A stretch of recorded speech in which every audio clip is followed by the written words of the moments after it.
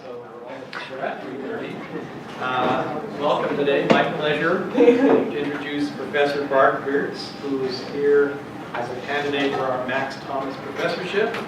As you know, Bart is a professor at the Department of Atmospheric Science at the University of Wyoming, and he has a talk today entitled Cloud Seeding, Orographic Clouds and Precipitation. And welcome you to the department and look forward to the talk. Thanks for coming. Sure. Yeah, it's a pleasure to be here. Never been to Columbus. Quite exciting.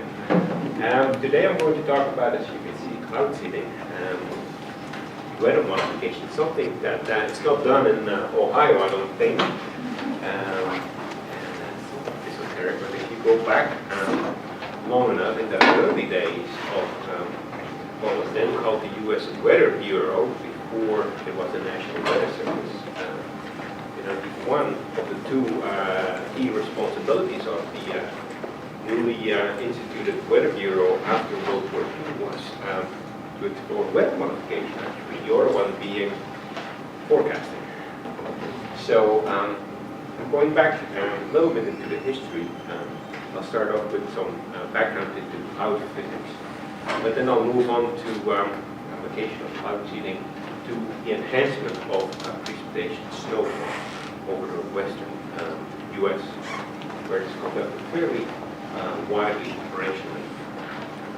The basic motivation is that we still don't know at this time to what extent it works, this cloud seeding, to enhance precipitation. So just to distinguish cloud seeding from the artificial snow making, you may have gone skiing. Ski areas will generate their own snow if there isn't enough. Certainly in the east, I understand. And in the west, there are no mountains here. and that's just water that is being pumped and released at high pressure. They have some bacteria, Pseudomonas syringae, such that it freezes at temperatures close to freezing, and it doesn't fall very far, as you can see. Cloud seeding, on the other hand, is the insertion of artificial nuclei into a cloud of supercooled water. Can also be a liquid water at higher temperatures in order to initiate or accelerate the precipitation growth process. It can be glaciogenic to initiate ice into cloud, or it can involve just a warm process whereby high or large size hygroscopic nuclei are used to initiate the collection process. We're going to focus on glaciogenic seeding, whereby liquid water in suitable form is transformed into snow or ice particles. So just a basic introduction into clouds. Liquid clouds essentially exist as typically small droplets, certainly in a continental environment where your cloud condensation nuclei, aerosols are fairly common.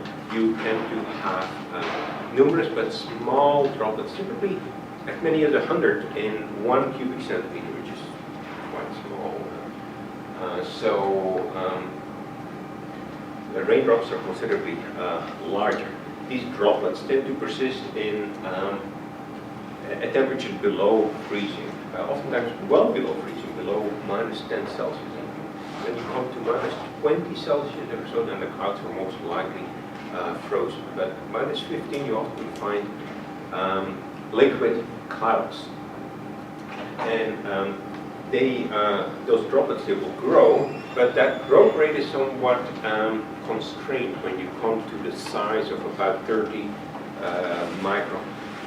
The reason is that the growth rate by condensation is much reduced because of the limited surface area of droplets, and rather a new droplet will form on another CCM condensation nuclei.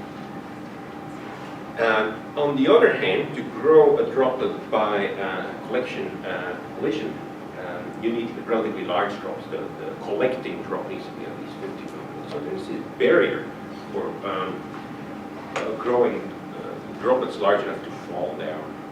So that's why you see clouds commonly at temperatures that are not too cold. Cirrus clouds, of course, they are ice clouds, but the lower clouds, they are liquid clouds, and they just persist without producing precipitation.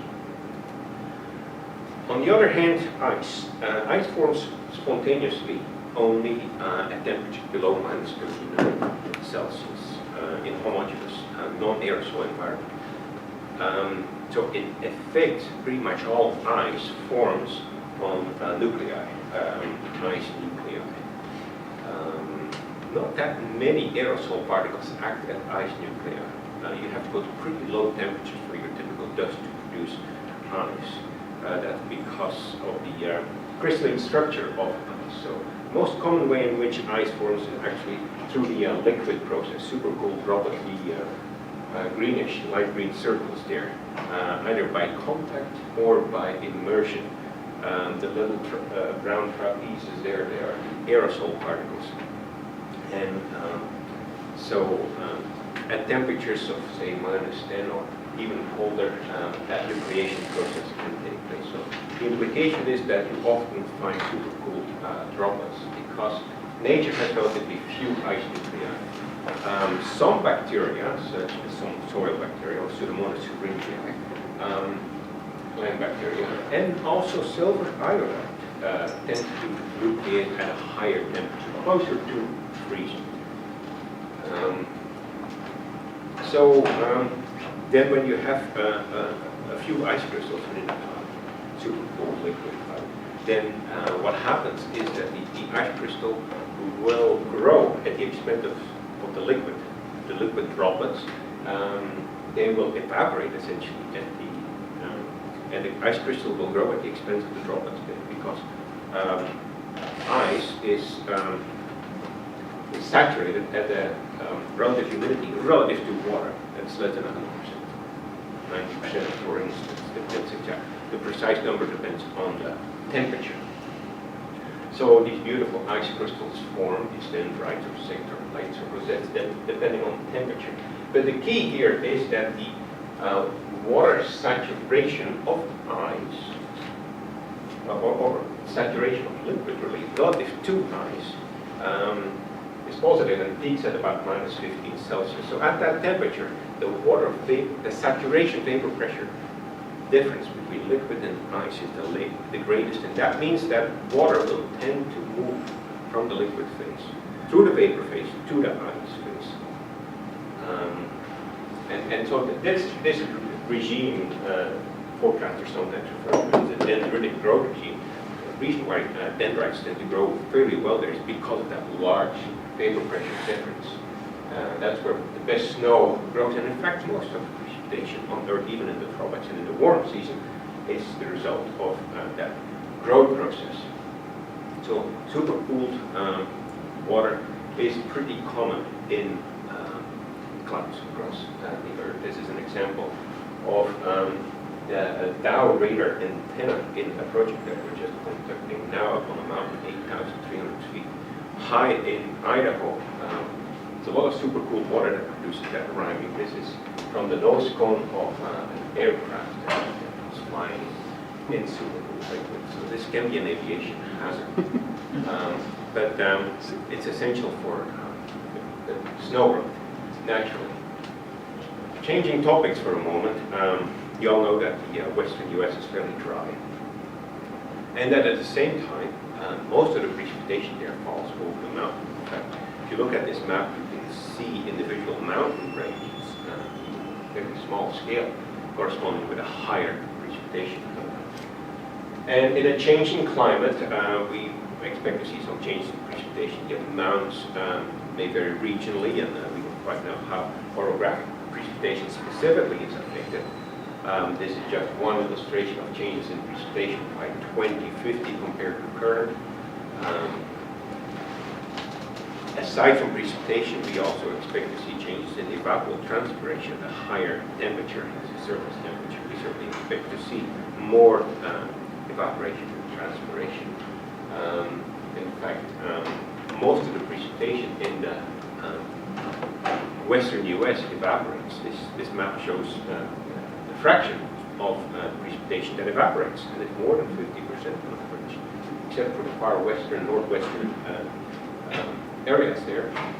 Much of the western, well, the high plains there, you can see that as much as 100% and even more than 100% of the precipitation evaporates. That's because of irrigation in those areas, where you see more evapotranspiration than local precipitation. So water basically is in short supply in an area where population has been growing. In the changing climate, runoff may decrease, soil moisture may decrease too. This is 2035 compared to 2016, based on IPCC AR5 guidance. There's a lot of uncertainty. The internal variability is relatively high for those fields, and some of you know more about this than I do. Message is simply that water, stream water, is in relatively short supply in the western U.S. and in other places across the world, and increasingly so as population grows.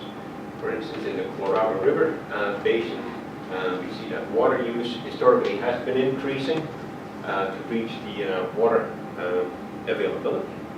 And dams like Lake Powell and Lake Mead, they're not going to fill up again with currents in there simply because the supply is there. Demand is at least as we're really supply limited in the Colorado River basin. And it's projected to, the demand is projected to increase to exceed the supply in future years and decades. So it's in that context, and the drought in the southwestern U.S. also, the last 5 years or so, almost better right now, that weather modification, cloud seeding, has become attractive. And in fact, weather modification to enhance precipitation is something that's been done for many decades, more than in the 1960s. So if there's a water shortage, one can think of various ways to respond. One can reduce consumption, of course, but one can also try to increase availability. And there's different ways in which this can be done. For instance, the Colorado River Basin, just look at a few quickly. One can reduce transpiration, reuse, recycle, reduce loss to groundwater, and also when evaporation from lakes, for instance, is an issue, then we can actually store water in underground aquifers. Reduce the outflow, though much flexibility there due to either high costs or legal constraints. So in the end, adding to rainfall through weather modification, which has no legal constraints, is fairly inexpensive. Certainly does not have environmental issues. That kind of approach becomes viable. And so weather modification programs have been in operation for several decades in the U.S. and in other places, in the Middle East, Australia, China certainly. So does it really work? Well, here's an example of operational ground-based seeding, ground generator. What it's essentially done is a seeding agent here, silver iodide in this case, is mixed with the propane burner to produce a buoyant plume of small particles, less than 3 micron in diameter typically. They can also use flares from aircraft to target specific areas of water. So, basic concept for orographic cloud seeding in the winter or whenever the temperature is low enough. So when air rises over the mountain, it will cool adiabatically until it reaches the cloud base, the lifting condensation level, whereby condensation occurs. So you get a cloud, supercooled liquid cloud, versus there's some ice crystals there. And naturally, the first ice will form at temperatures that are low enough, typically close enough to the high terrain where it's colder. And then that will grow over time to produce larger snowflakes. And the snowfall will occur mostly over the mountain, sometimes downwind of the mountain. If you can somehow introduce that first ice earlier, and somewhat higher and further closer to the cloud base, then you have more time for snow to grow and possibly produce more snowfall. This is the basic concept that's been is advertised for many years. There's in fact a company, Weather Modification Incorporated, that makes money doing this across the world. And so these slides are actually from them. So does this really work? So there have been several reports from the National Research Council on this, and the last one was from 2003. And essentially they say we don't know, notwithstanding several decades of research, scientific proof of the effectiveness of cloud seeding remains lacking. And in fact, back in the 1970s, 1980s, weather modification was a big thing. About $20 million per year was spent by several federal agencies on weather modification. All that dried out in the mid to late 1980s, mainly because of uncertainty of the impact of the seeding. So it has remained a scientific challenge. So let's go back to the early days of weather. This is really in the era of, well, the first atomic bombs, back then after World War II. Everything was possible, including weather modification, turning it green. Very different era. You see some scientists from General Electric shoveling some dry ice into boxes to take onto these B-17 military aircraft. These scientists listed here from General Electric had shown that in the lab at least, putting dry ice in a super cold cloud will produce some ice crystals that then remove that cloud. I actually tried that experiment with my kids on Sunday. We bought some dry ice from the store, and certainly you can get the super cool drops. You've seen dry ice, right? Hardly dry ice. The steam that you see is actually super cooled droplets, or droplets in general, small droplets. And we were not able to produce ice crystals, but then we did not really have a lab going. So basically they dropped these quote-unquote centimeter size dry ice pellets from the aircraft into a cloud. And they got this pattern, and you see this in the introductory meteorology textbooks. This is from Lutgens and Tarver, one of the standard textbooks. And for instance, here they flew a racetrack pattern over a supercooled cloud somewhere in New York. And they produced this pattern of what seems to be what they claim to be, this transition from liquid with a well-defined cloud edge to an ice environment that is more fuzzy looking. Sometimes when the cloud was thin enough, they actually cleared the cloud entirely and claimed that these, based on photographic evidence, were ice crystals falling down. It probably did not produce any significant precipitation, maybe just a few ice crystals on the ground, but with a stretch of imagination, that proved that weather modification worked, and in fact, it became a big thing. It was done, for instance, to even suppress hailstorms, suppress hurricanes, tropical cyclones, a project that Storm Fury focused on. Tropical cyclone suppression that was stopped in the 70s, I think, because it's too much uncertainty. And there's also a question of responsibility. When the tropical cyclone does make landfall, was the seeding of that storm a factor in the damage that hurricane caused? So a lot of research went into this, and the question can be asked to what extent was this really solid, good research. For instance, here it was claimed that you can see the B-17 aircraft over there, a little black spot, that the clearing that you, or at least somewhat white and increased albedo maybe, along here on this track was due to release of dry ice, or they may have used silver iodide, they tried both.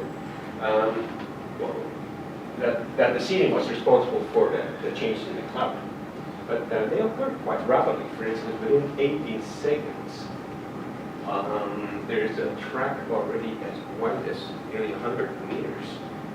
But we know that the microphysical time scale is a lot longer.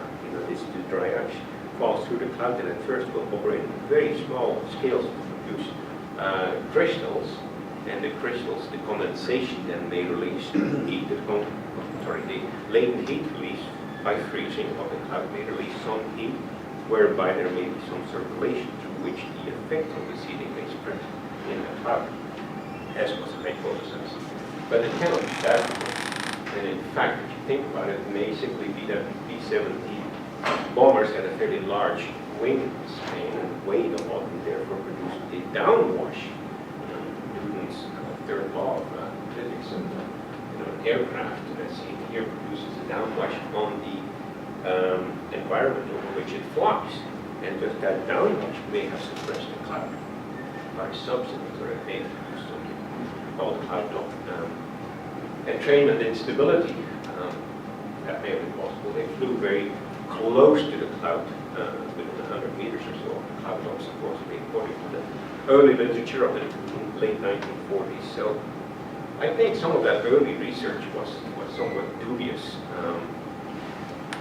And some of the later research, it's possible that some of the clearing of the clouds that we saw was also due to the not so much the downwash, but rather particles or ice crystals initiated by the propellers that were used in the aircraft back then.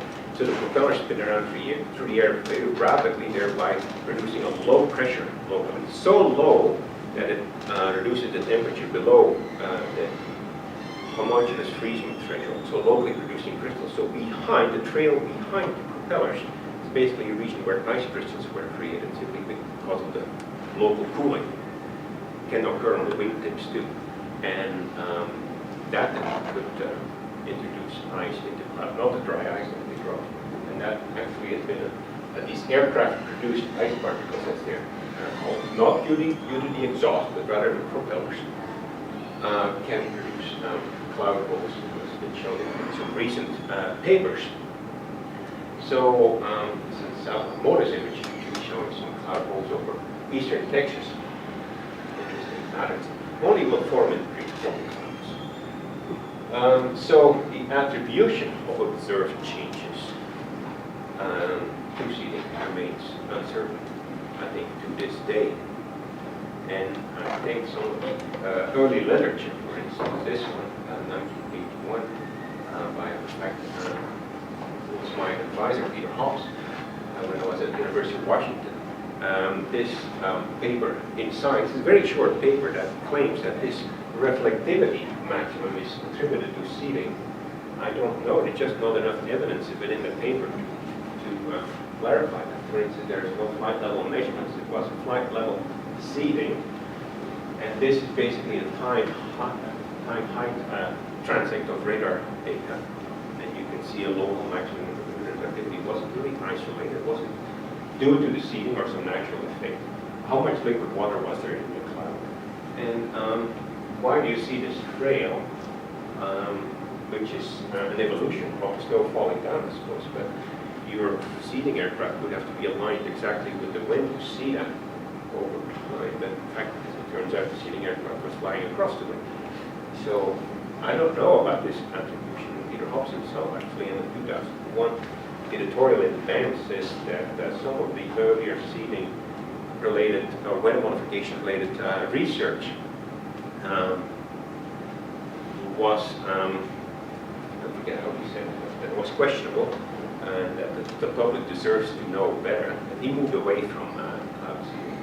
A lot of the early work at NCAR, also in other places, especially in the West, was based on weather modification research. Much of that research, I think, was a monument to lack of scientific integrity and maybe poor review process. We can ask the question, was the analysis really objective to take a representative sample of data? Was it peer review robust? So I think some of it was driven more by a desired outcome rather than objective analysis. This may have happened, probably happens in other fields as well, but ultimately it hurts the science. I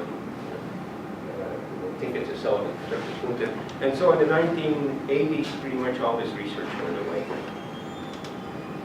And the question still remains, does it work fundamentally? So the reason why it's so difficult to document is because fundamentally, if you think about it, when you look at clouds, clouds are very patchy. Atmospheric water, liquid or ice, is not uniformly distributed like temperatures, for instance. It's just very local precipitation itself. It's very local, and therefore it's difficult to do an experiment where you compare treated against untreated different times, or control versus target, because these regions or times are different. So that remains the challenge, and NSF and other agencies, they agree, I guess, that fundamentally this is important to do, but it's a high-risk enterprise, because time and time again, the outcome has proven to be inconclusive. It's like a catch-22 paradox. Nevertheless, NRC, in its last report, 2003, there have been several reports before that, recommends that cloud seeding research continues through large randomized experiments that NSF would not pay for, physical process experiments, improve on the changes in the cloud mechanism, but also the dynamic constraints of clouds. So there were some encouraging words certainly in that last report. So then in 2008, China hosted the Summer Olympics. And they had a beautiful stadium, Bird's Eye Stadium, and the opening day was a big event. And China has long been seeding clouds to enhance precipitation, especially in the summer, because most of their precipitation, northeastern China, is summertime precipitation. And so on that day, they did not want any precipitation to fall over Bird's Eye Stadium, so they seeded all the clouds surrounding Beijing so that they could rain out and be dry. And in fact, lo and behold, it was dry on opening day of the Summer Olympics in 2008. But it led to an editorial in Nature in 2008 stating that weather modification, one of those areas in which science can have an immediate and obvious benefit for society, as long as you invest modest funds in the basic understanding of it. And it turns out that the state of Wyoming, where I work, it had a number of years of drought, and also back then, at least until about 2008, prices of oil and gas were pretty high. And that affects a state like Wyoming, because most of its income comes from fossil fuels. So it had the money to spend to explore weather modification. And so it actually spent about $15 million on a randomized seeding experiment. That's when the editorial mentions that the federal government has pretty much given up. The most promising experiment in America is run not by the federal government, but by the state of Wyoming. That's a type of targeted and rigorous study that needs to be done in weather modification, but they took Wyoming to do it. So that was 2008. In fact, that project went on, the Wyoming Weather Modification Pilot Project went on from 2006 to 2014. And here it is, this is the mountains in southern Wyoming. This is one mountain range. There's another one. There's a number of generators. These generate silver iodide from the ground, and a number of sensors, snow gauges, snow belt signs, and also radiometers to measure the liquid water count. And I became tangentially involved with this. This is a randomized seeding experiment. Over the years, many cases satisfied the robust selection criteria.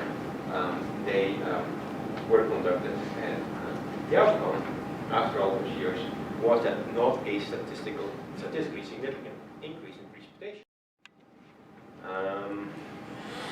You can read the final report, it's online. Not published, because it's a report of the state of Wyoming. The intent is to publish it, but it's not done yet. Various factors related to experimental design and performance of the generators were blamed to the fact that it really did not work the way it was set up. They just did not give a statistical significance. And I believe that you really need more cases for such outcome-focused, randomized experimental, outcome-focused projects that focus on the snowfall on the ground itself. I think a more productive approach is to look at the cloud processes themselves, cloud and dynamical processes, and see what on the scale of the cloud microphysics changes when you insert silver iodide in supercooling the cloud. That will give us a better understanding of ice initiation and snow growth processes itself. It will also allow us to evaluate models. There are models that are cloud resolving and fairly high resolution captured in 3D. And then the model can be used to do sensitivity tests, explore the effect that seeding has on the cloud in terms of precipitation. Because models are dynamically consistent, and if they verify well through experimental verification, then they can be used to also do sensitivity tests to evaluate the impact of seeding over the course of a storm or even an entire season, and look at snow patterns. So we got involved somewhat tangentially, convinced NSF that we should approach this not in a black box approach, but rather an inside look. And we used our King Air, it's in the NSF facility, it's Wyoming King Air, which has, this is one of the radar pairings. There's also radar down here, looking down, in fact, looking down and also slanting forward. This one, this antenna can look sideways or up with a mirror.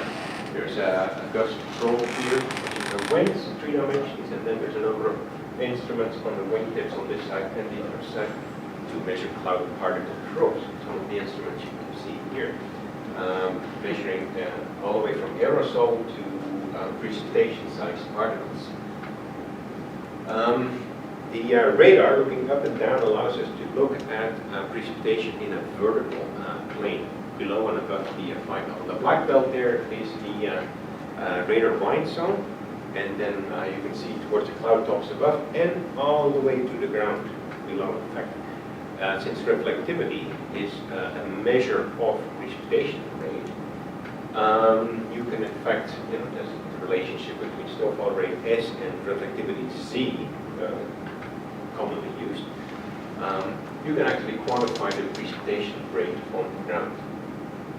And this is vertical velocity from the radar, showing some rising motion in blue here and then sinking motion in red. On the lee side, as the wind is from left to right. And this is data from a LiDAR, looking down only in the slide level here. And this is for the same cloud, and you can see that the LiDAR sees some snow maybe falling down and low reflectivity, but then this bright, sharp edge here, indicating that there's a lot of cloud droplets to attenuate the LiDAR signal. Basically, if you were to be looking down from the aircraft to the cloud below, you'd see a well-defined cloud top there. That's not all that apparent in the radar because the droplets are too small for the radar to see. And that's where the LiDAR is. And in here, it becomes more of a fuzzy edge, indicating that top of just snow. At that point on the lee side, everything is downhill, the liquid has evaporated, and what remains is some snow. All full of snow, basically in that area of sinking motion. The combination of LiDAR and radar is pretty powerful, combined with flight level. So, in the context of this randomized seeding experiment in Wyoming, we flew some flight tracks along the wind and across. And this was back in 2012, 2013, over the 2 mountain ranges in the context of the ongoing seeding experiment. We also had a Doppler on wheels radar located in the pass here on the Sierra Madre at an elevation of 10,000 feet. Quite windy, quite cold, with blowing snow. It's quite an experiment, just getting there was an enterprise on snowmobiles. So great field campaign for students. And this led to a number of publications, some more observational, some related to modeling also, some case studies, some composite studies, some related to, well, most of them related to seeding and some more natural orographic precipitation processes. Today I don't want to go through any of these. Instead I want to go to a new project where we just collected some data. And in fact, I'm going back to the field on Wednesday. We're now working in Idaho in the Snowy project. This is also NSF funded and targets these mountains. This is Boise here, north of Boise. This part of Idaho. There's some high mountains out here going up 12,000 feet. The Sawtooth Range, and we're on the upwind side of that. Whereas ASCII focused on ground-based seeding, Snowy focuses on airborne seeding. So we have a seeding aircraft that flies and then tracks similar to this, and a research aircraft that flies like this, and then a dense network of observations similar to what we had in ASCII, but just a larger, denser network, more radiometers, more snow collection sites, snow gauges, also more radio sonde sites, and in fact two locations for the Dow, Doppler on wheel radars. Let's see a bit of a snowbank right here, Packer Jones, there are the two mountains where they are located. And, so that's ongoing now. And we focus on this basin, and I just showed topography here because for orographic precipitation, topography is everything. You can see that the mountains in western Idaho are really the highest as you come from the Pacific. The flow from the west rises over the coastal mountains, and then the Cascade Mountains produce lots of precipitation here, but then they can rise some more over the mountains in Idaho, and that's a fair bit of precipitation occurs. Also over the mountains, certainly most of that in the winter is snow. And I'm just going to look at one case because we have some really exciting observations. This is not published, of course, it's just 2 or 3 weeks old. And you can see that the basin we're looking at, this is 700 millibar flow and humidity.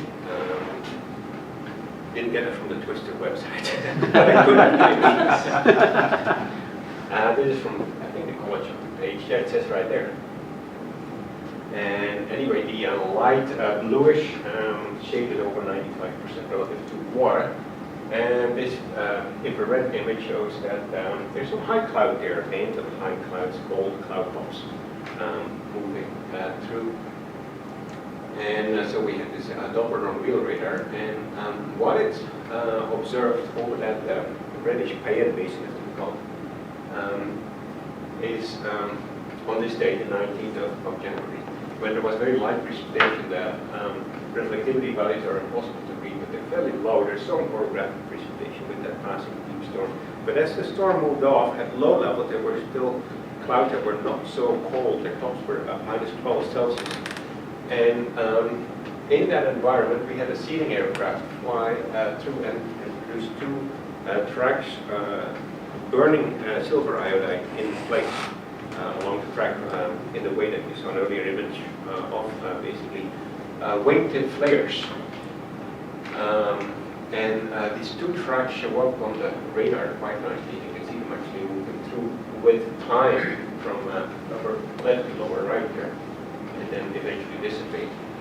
So we hadn't seen this before in the entire ASCII campaign, which extended in many case studies. We never saw such a clear signal. And I think that is because in Idaho, 1, we have airborne seeding, targeting more specifically the cloud tops, which tend to have more liquid in it.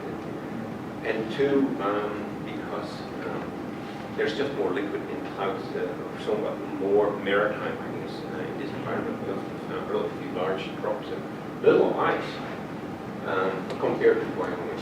And here you can see cross-section from Packer Jones down from basically southwest to northeast on the right, the this repeated echo you see here, that's just mountains, ground clutter. There's some ground clutter from this spot too. But look at the arrow here. Look at the reflectivity patch that's moving downstream from left to right. In fact, the second one shows up here. Even though the seeding aircraft produced it first, it still only shows up later. It's a little bit of a puzzle. Maybe that aircraft was a little higher or the cloud was a little lower there. It took a little more time for the seeding impact to be felt. But eventually it moved off towards the right over the mountains and produced some snowfall there. So it's really the first direct evidence that it works at the macro scale, an inside view of it. And so we also flew along. In fact, you can see the flight right here. This is our research aircraft looking at flew across these seeding-induced reflectivity bands, and you can see how it starts. So there's some background precipitation here, snow cloud at low levels. We know that because our particle probes indicate there's snow. This is from a, let's see, well, there's numerous particles measured here, but then at flight level right here, you can see the Nesterov total water content exceeds the black line, which is the liquid water content. It's an instrument that separates between liquid and total, the difference being ice. So the difference between the blue and the black line is basically ice. This is mostly an ice cloud up on the right side. Presumably the cloud above flight level, above the black line, is also ice cloud. But out in here, when reflectivities are fairly weak, these are probably cloud drops. They're relatively small and therefore produce low reflectivity. And in fact, when we fly through at flight level, we see pretty high liquid water here. This is liquid water from that one probe CDP, and the blue line actually shows the number droplet concentration. And so here you can see that this is almost entirely a liquid cloud. Because the black and blue are together, they're not separated like here.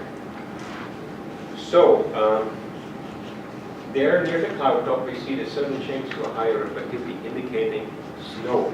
Probably snow produces a larger reflectivity because it becomes much larger than the droplets. The next flight leg, this is one leg, the next one about 10-15 minutes later, we can see that patch again. And while there's a lot of natural precipitation out here, we're certain that this is seeding induced. And we look at the ice particles there. This is at this time here. And this is a particle imaging probe, and you can see there's some that definitely looks like snow. Whereas if you look at it just a little bit later, right here in this cloud here is liquid, pretty high liquid water content. These little blue spots there are cloud droplets. The green lines in between are just separators in time between the measurements.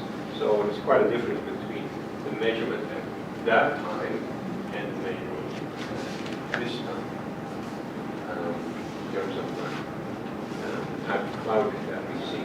And we can see this echo moving downwind from left to right. The terrain is always the same as the underlying terrain. Again, reflectivity on top, vertical velocity, and then continuity through particle probes.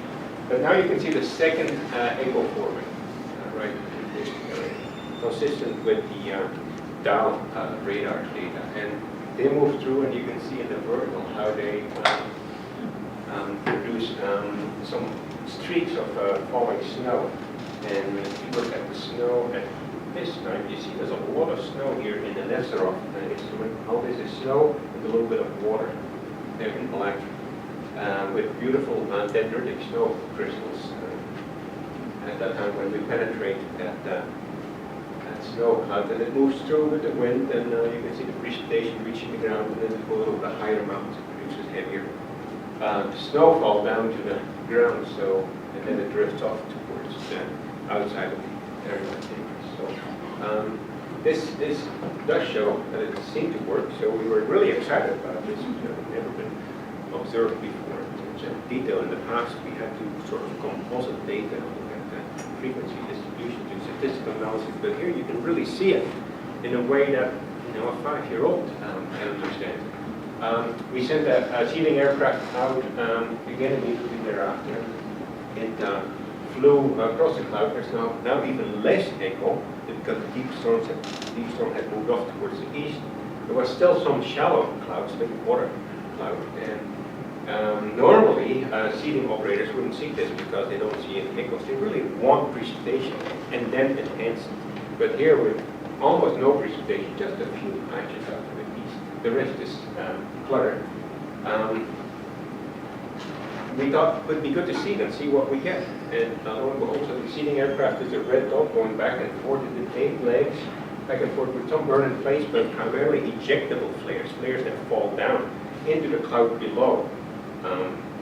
And it did so every 3 kilometers at a regular interval. And you can see downwind, the flow is from the southwest here. You can see some patches of higher reflectivity form and drift towards the downwind direction. And the aircraft goes back and forth. You can see the red dot. And as it goes, you can see new lines of enhanced reflectivity forming. Although it takes some time. So it's 8 legs, and in fact, eventually you see 8 legs appear. They diffuse and they spread horizontally through due to turbulence and due to this, probably due to latent heat response and dynamic response. And I think this is the last leg of the seeding aircraft, and so you can actually see these patches because of the flares falling into the cloud below and doing changing liquid water to snow there, and eventually they spread, they grow in size, they merge. The seeding aircraft is gone now, and you can see the remnants of the precipitation. So this certainly convinced the seeder, in this case Idaho Power. They produce hydroelectric power. That's why they have been seeded for many years. They were very keen to support us doing this NSF-funded work, because they've always wondered, does this work? But they're still questioning, and we are still questioning, does it work significantly? And we cannot really figure that out, especially in deep clouds, where there's already significant precipitation, strong radar echoes. You really get an amplification of the reflectivity and the precipitation.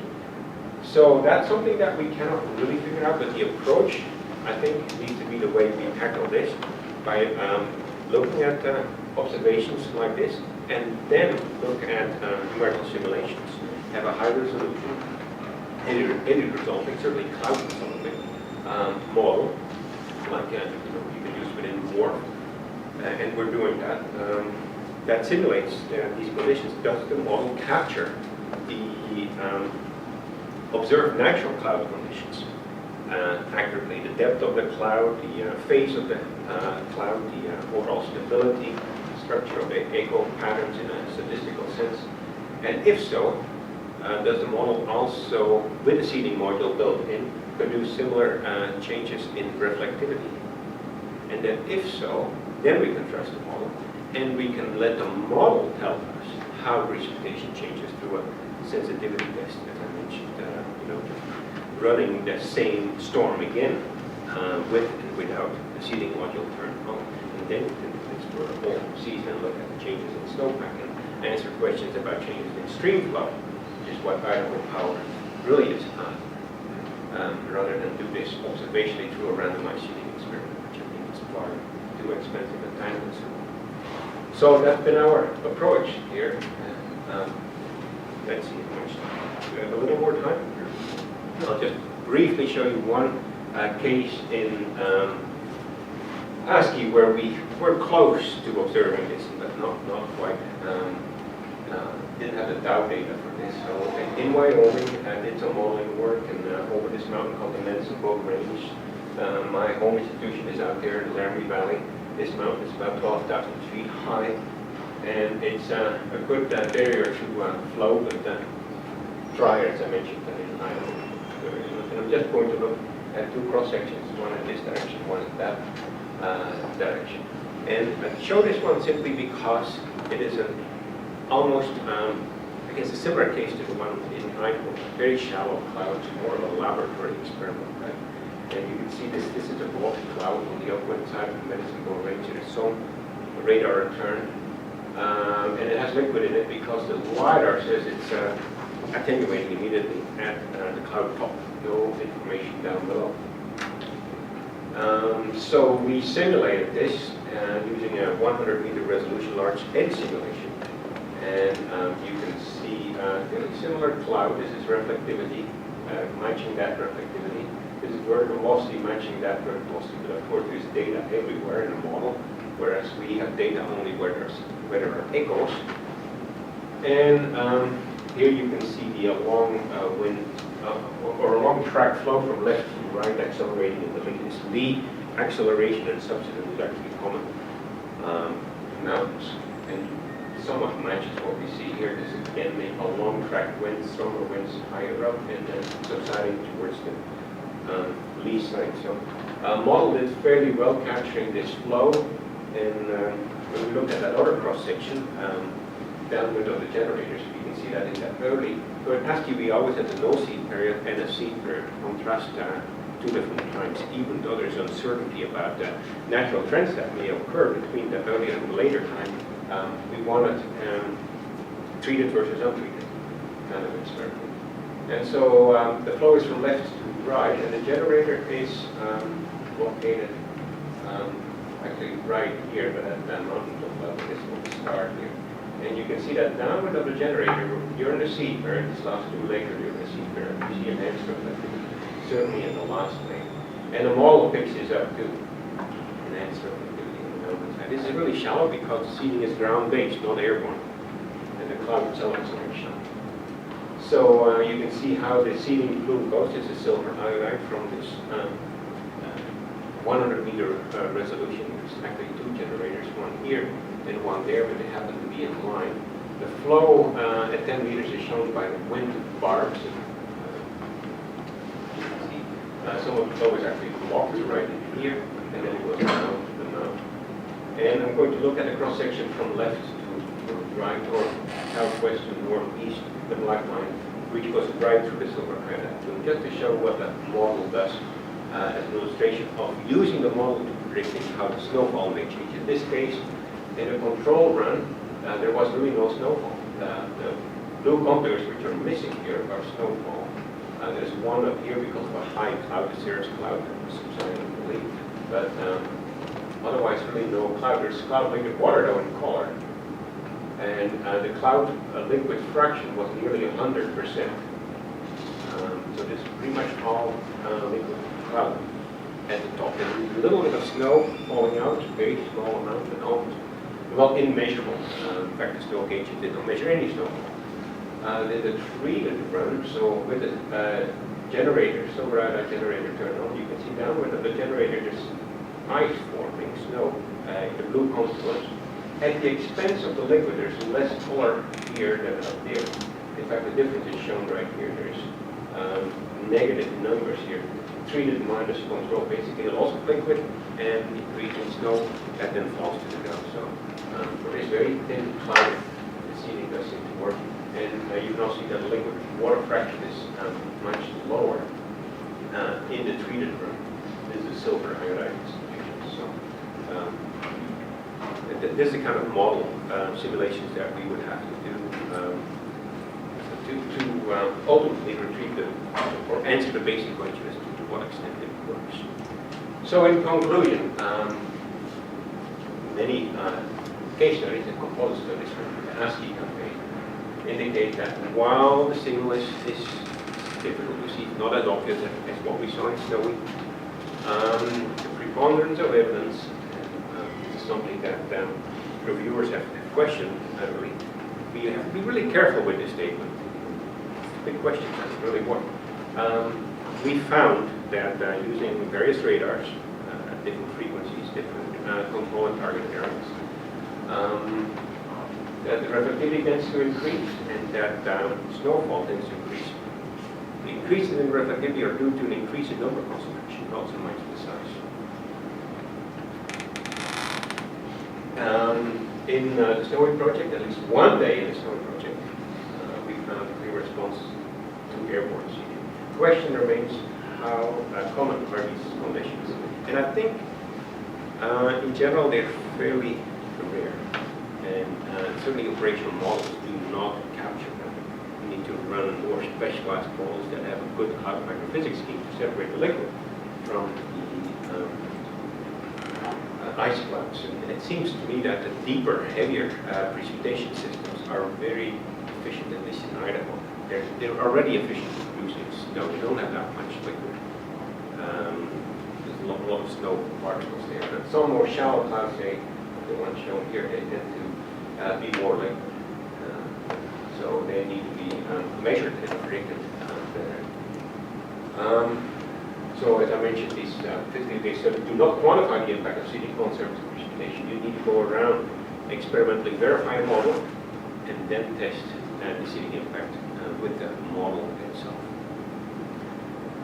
As far as the magnitude of the seeding impact is concerned, it's fairly uncertain, but we've done some work on over one mountain range, the Wind River Range in Wyoming, that suggests that there's maybe a 5 to 10% increase in seasonal precipitation if you target all the suitable conditions, hypothetical way. So I guess we have made some progress there with that seeding. And the key is that we don't use a traditional approach of randomized seeding experiments to look at the outcome of precipitation, but rather look at the cloud microphysics in situ and remote sensing tools, and then let the model determine the impact. That's all I have. I'm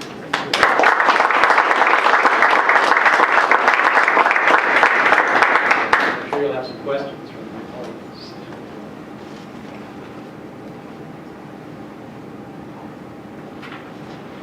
So the one thing I'm curious about, you kind of alluded to this earlier when you talked about the ethical or moral concerns about weather modification, and especially with tropical cyclones. So has there, in the models, have you looked at sort of downstream effects of the local enhancement to say, is that 5 to 10% falling at the expense of someone who is further downstream atmospherically, or is that if the localized seeding enhances precipitation, then that's a net sort of gain both locally and regionally? Yeah, this 5 to 10% focuses on the target area that we were expected to look at, a particular range, the Wind River Range in Wyoming. It turns out that certainly for airborne seeding, I think also for ground-based seeding, a lot of the material actually does not get absorbed in the cloud. It does not fall out and is transported downwind. That's suggested by the model. And there's some uncertainty as to what extent these aerosol particles, silver iodide nuclei, coagulate and may fall down. But if you just let them disperse, then they may be traveling a long distance downwind and affect the mountain range downwind. There's two sides to that coin. On the one hand, the enhanced silver iodide downwind, and this may be 100 kilometers downwind, may again make it easier for cooled water to freeze and produce snow. On the other hand, the extra snowfall that you produced on the target mountain range may have extracted more water vapor from the cloud, and thereby it will reduce the precipitation downwind. So it can work either way. It's a common concern, though, ethical, moral. You're stealing from Paul to give to, I forget what the expression is. Or from one apostle to give to the other one.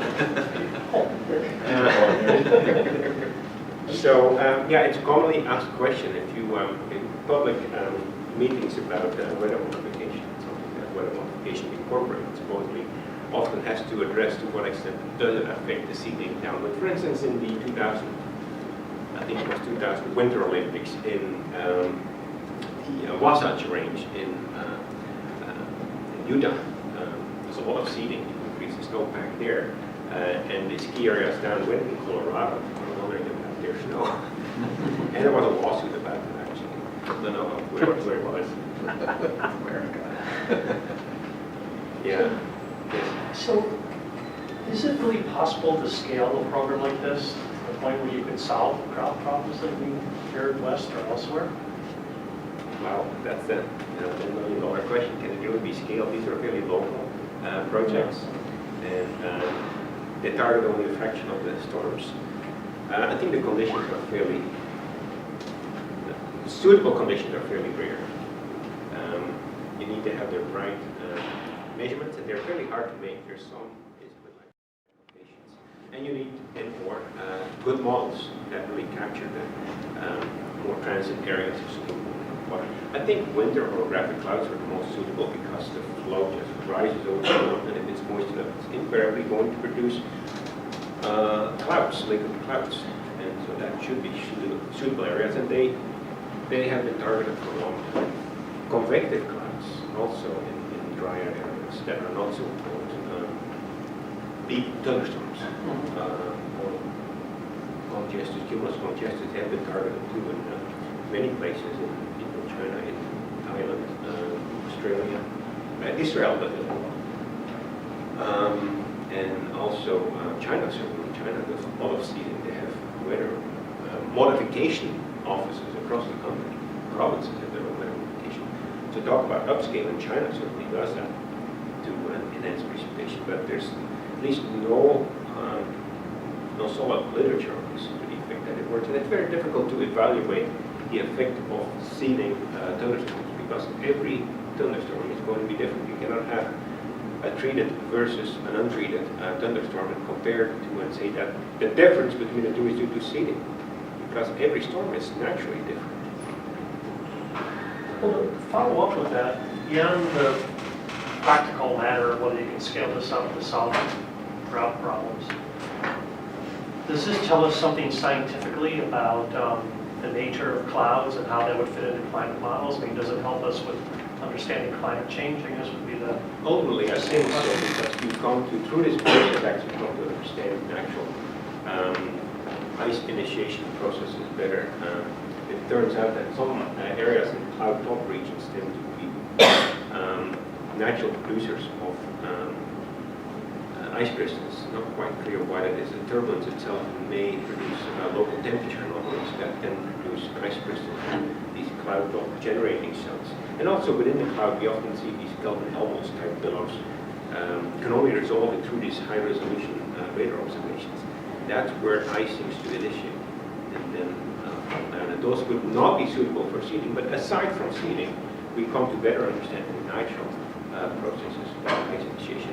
In current operational weather prediction models, ice initiation is a simple parameterization function of temperature. The colder it is, the more likely it is to find ice. But we find the opposite often in the cloud tops. The coldest parts of the clouds have more liquid in them, and ice tends to be found below, because the liquid just adiabatically is produced there and it has not had a chance to freeze, whereas down below there's some snow falling out. It's a common observation with our research aircraft. So turbulence seems to be important. Aerosol may also matter, natural aerosol. In places like China, India, I think the natural production of cloud-active aerosol for condensation and for nucleation of ice crystals is far more important than any seeding that is done artificially to enhance or alter the precipitation, simply because of the back of the envelope kind of estimation of how much aerosol is involved. So I have my doubts as to whether it's really viable to really alter the climatology of precipitation. In very specific conditions, it may affect the precipitation somewhat. So in the specific study of Wyoming, where it was a specific condition, small area, did some number of the amount of dollars per extra centimeter of snow in the ground would come up with, because I guess that's a... That's right, yeah. Do you have that? Did that? Well, is it super cheap to seed the clouds? yeah, so NSF would not fund the seeding activities themselves. In asking, we were piggybacking on the state of Wyoming funded seeding project. In Idaho, we're piggybacking on Idaho Power seeding activity, airborne seeding. Idaho Power Company has decided that it's worthwhile doing this. That's, I guess, a leap of faith.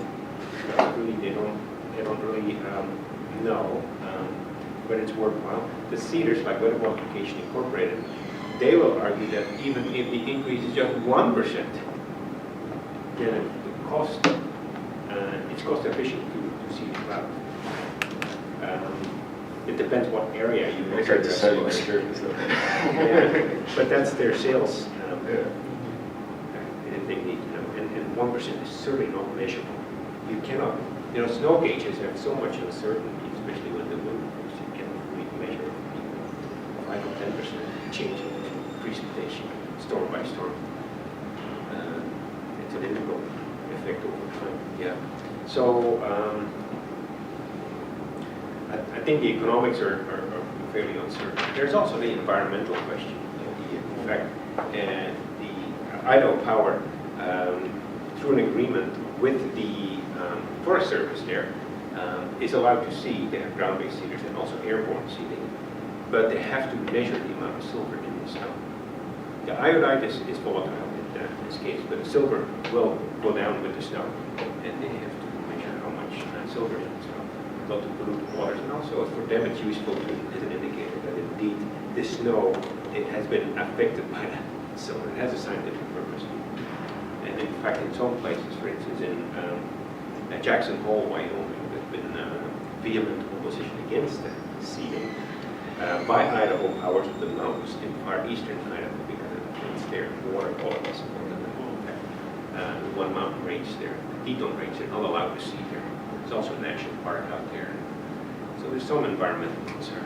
But the fact is that when you look at the stream flow, both in Wyoming and Idaho, in the springtime, basins that are seeded against basins that are not seeded have differences in silver concentration, not related to the seeding, but rather to the bedrock and natural erosion that produces silver. One area of geology may have more silver than another one. You don't need geologists, but you cannot really pick up the seeding signal there. Yeah. Unrelated to that, excuse me, it's very specific question because I'm from Bolivia. I'm Bolivian, and there's a huge drought there, and the government has started to do this experiment with silver. And well, there's a lot of questions and environmental questions about it. So I was therefore reading some articles about it just before coming here about the toxicity of that. So my questions are: is there any? Kind of you already answered that. Of if it's used for drinking water dams, also like. If there are areas where they are using that, and also in the case that it's being brought to a bigger scale, will that cause drought in other areas, just like the example in Beijing you said? Yeah. Well, as regards to the first question, I'm not an expert, but so water is being sampled for the presence of silver, and they compare that trace element against other concomitant trace elements and look at the ratios of silver against molybdenum or some other trace mineral, and the changes in ratio apparently are more attributed to the geology of the watershed than to the seeding. I'm not the expert, this is what I hear. I don't know how silver may affect water quality or toxicity for fish, for instance, aquatic life. But in general, the environmental concerns have been pretty benign in the U.S. and elsewhere. Just the fact that we humans try to alter the weather advertently is more of a concern than principle. That we want to play with the weather is something that many people are opposed to. And then the question of downstream effect, if you take water vapor out of the atmosphere to produce precipitation, water on the ground, then invariably that's going to affect some other area downstream. But that becomes, as it is, the impact of weather modification cannot be measured. So how can we measure a secondary effect in that way, even a smaller signal? The model can resolve some of that. There's uncertainty in the model. But yeah, it's always a concern. Very fast, any example of seeding in tropics? Yeah. China, Yeah, Thailand has an active seeding program. I know many countries in Africa, developing countries, that I think should spend their money on other things, have spent a bit of money on making their, I guess, increasing their precipitation, especially in the Sahel regions, countries like Chad, Nigeria. Yeah, and then other places in the tropics, well, the Middle East, a lot of seeding going on, questionable seeding, I think, in Saudi Arabia, United Arab Emirates. Yeah, they have the money to do that. Australia does some of it. On the east coast there are kind of shallow cumulus cuts. They have an impact. There it's primarily hygroscopic seeding. There's been some research in Australia. Yeah. So maybe you could give us a non-specialist tutorial maybe on the idea. You say you see liquid clouds. Does that mean you see rain, or it's just that the cloud has water vapor in it? So the fact that you see it is an indication that there are liquid droplets. And the fact that the cloud is really visible is an indication that there's lots of liquid droplets that scatter light. If there are raindrops the size of a millimeter or so, that when the water is that concentrated, you typically can see through it.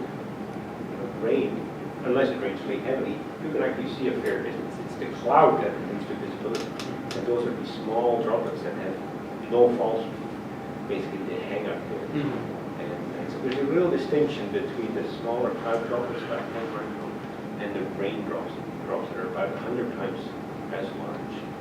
Does that have relevance for weather forecasting here? I think we do have. Yeah, it's important to weather forecasting. It's important that models can capture that because clouds affect radiation, and but aerosol dirt particles, they can affect the drop size distribution in clouds, and therefore the lifespan of clouds, and in fact the indirect effect of clouds on climate through clouds and precipitation may be more important than the direct effect of clouds altering radiative balance.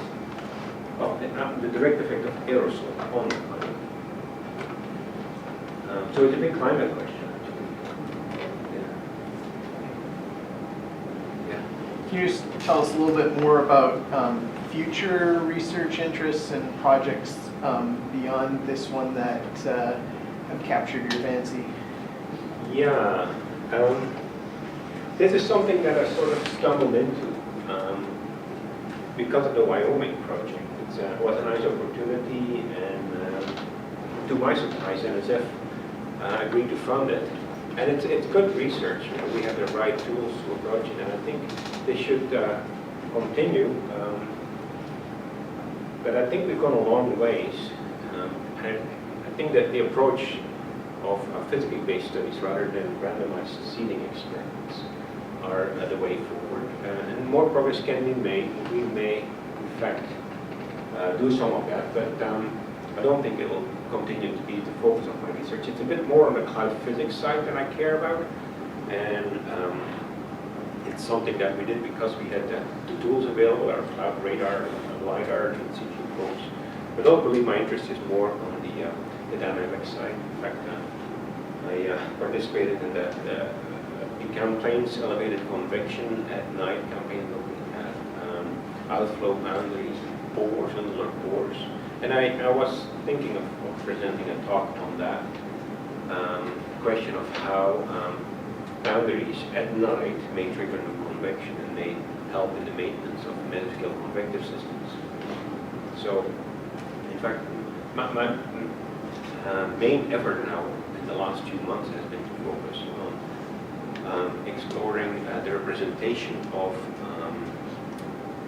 boundary layer convection over open water when cold air blows over the water. Cold air outbreaks. They produce beautiful cloud streets on satellite imagery. These narrow streets that widen with distance and become cellular eventually. This air mass transformation is something that models don't capture very well. It's in this gray zone of what can be resolved or not. It's an area where cloud physics and boundary layer parameterizations have to somehow be coupled. And from my observational perspective, I very much would like to look at these. These are offshore. You don't have good data there from networks, which are land-based. And so I'm working towards a large campaign that involves an armed mobile facility in an island up north of Scandinavia, actually. And then we will have a research aircraft, probably not our King Air because of its limited endurance. NCAR has a C-130 that can be requested through the NSF facility pool, and it has our radar and LiDAR on it. It can mount our radar and LiDAR, and so I'm flying that C-130 from northern Norway all the way to the ice edge, Arctic ice edge north of Svalbard. So I'm working in that direction.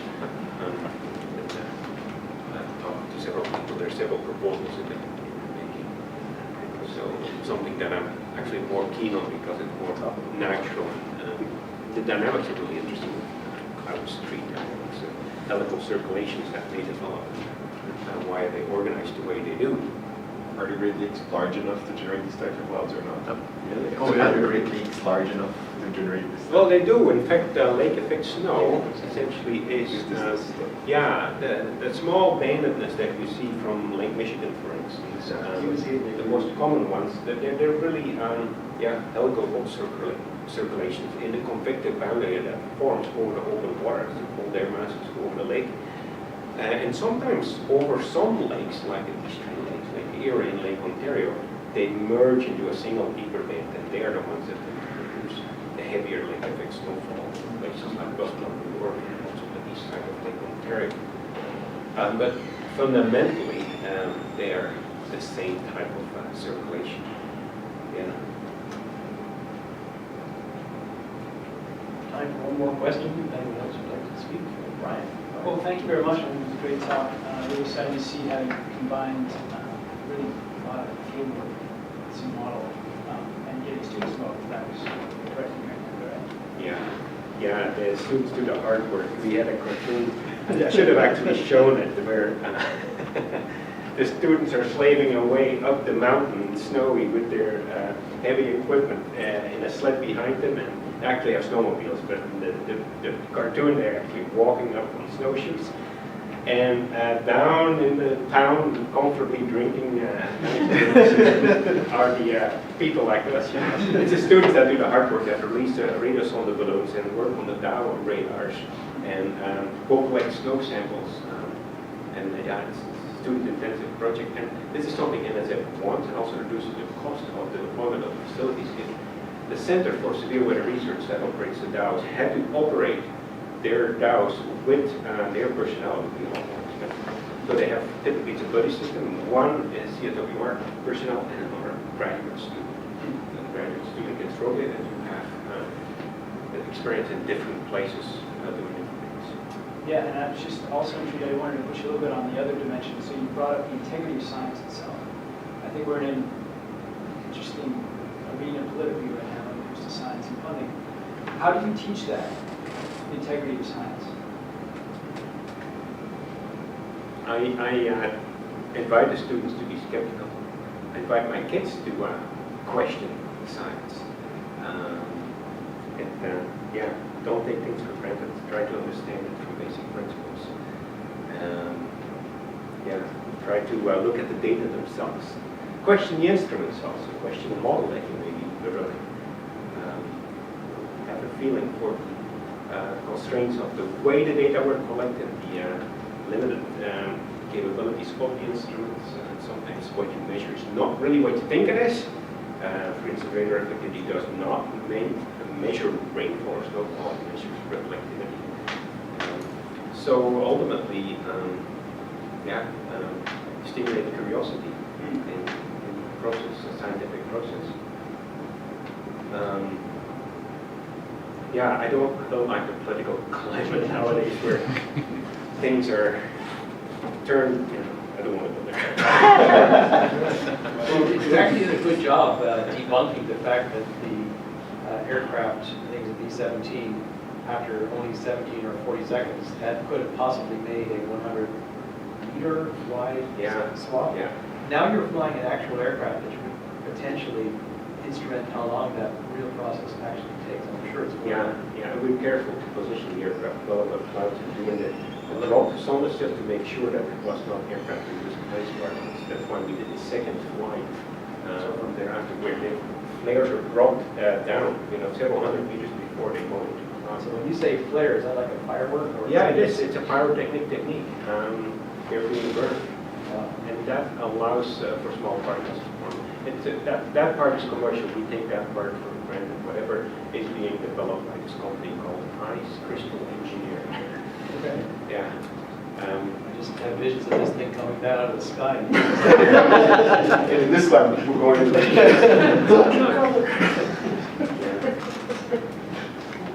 Well, thanks very much for a very interesting talk. Very